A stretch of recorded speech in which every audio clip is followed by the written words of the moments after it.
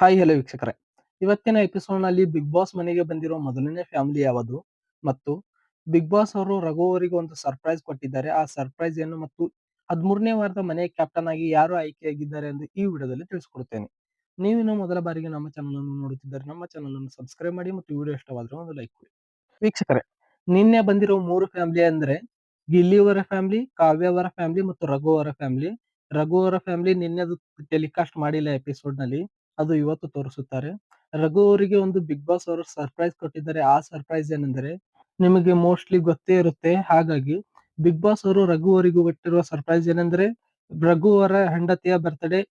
Big boss ಅವರು big boss ಮನೆಯಲ್ಲಿ ರಘು ಅವರ ಹೆಂಡತಿಯ ಬರ್ತ್ಡೇ ಸೆಲೆಬ್ರೇಷನ್ ಮಾಡಿದ್ದಾರೆ ಅಂತಾನೆ ಹೇಳ್ಬೋದು. ಇನ್ನ ರಘು ಅವರ ಮನೆಯಿಂದ ರಘು ಅವರ ಮಗ ಮತ್ತು ಹೆಂಡತಿ ಬಂದಿದ್ದಾರೆ. ವೀಕ್ಷಕರೇ, ನಾವೀಗ 13ನೇ ವಾರದ ಮನೆಯ ಕ್ಯಾಪ್ಟನ್ ಯಾರೆಂದು ನೋಡುವುದಾದ್ರೆ, ವೀಕ್ಷಕರೇ 13ನೇ ವಾರದ ಮನೆಯ ಕ್ಯಾಪ್ಟನ್ ಫ್ಯಾಮಿಲಿಗಳ ಆಯ್ಕೆಯ ಮೇರೆಗೆ 13ನೇ ವಾರದ ಮನೆಯ ಕ್ಯಾಪ್ಟನ್ ಆಗಿ ಗಿಲ್ಲಿ ಅವರು ಆಯ್ಕೆಯಾಗಿದ್ದಾರೆ. ವೀಕ್ಷಕರೇ, ನಾವೀಗ ಬಿಗ್ ಬಾಸ್ ಮನೆಗೆ ಬಂದಿರೋ ಇವತ್ತಿನ ಮೊದಲನೇ ಫ್ಯಾಮಿಲಿ ಯಾವುದು ಅಂತ ನೋಡೋದಾದ್ರೆ, ಇವತ್ತು ಬಂದಿರೋ ಮೊದಲನೇ ಫ್ಯಾಮಿಲಿ ಮಾಳು ಅವರ ಫ್ಯಾಮಿಲಿ ಬಂದಿದೆ.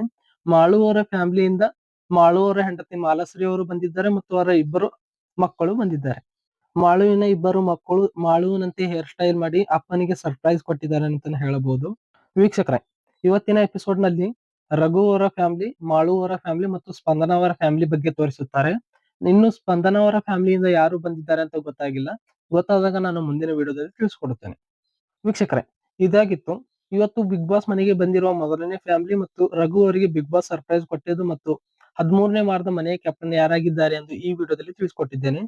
ನೀವು ಇನ್ನು ಮೊದಲ ಬಾರಿಗೆ ನಮ್ಮ ಚಾನಲ್ ಅನ್ನು ನೋಡುತ್ತಿದ್ದರೆ ನಮ್ಮ ಚಾನಲ್ ಅನ್ನು ಸಬ್ಸ್ಕ್ರೈಬ್ ಮಾಡಿ ಮತ್ತು ವಿಡಿಯೋ ಇಷ್ಟವಾದರೆ ಒಂದು ಲೈಕ್ ಕೊಡಿ ಮತ್ತು ಗಿಲ್ಲಿ ಅವರು ಕ್ಯಾಪ್ಟನ್ ಆಗಿದ್ರ ಬಗ್ಗೆ ನಿಮ್ಮ ಅನಿಸಿಕೆಯನ್ನು ಕಮೆಂಟ್ ಮಾಡಿ. ಧನ್ಯವಾದಗಳು.